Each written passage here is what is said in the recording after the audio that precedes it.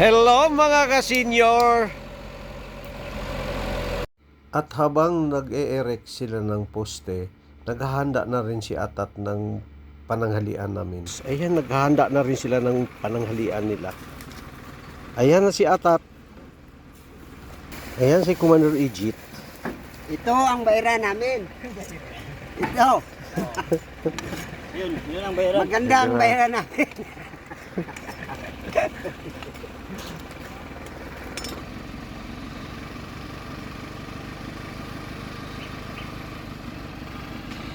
Magaan lang pala, kayang-kaya ni Tata at saka ni Bibi ang kwan eh.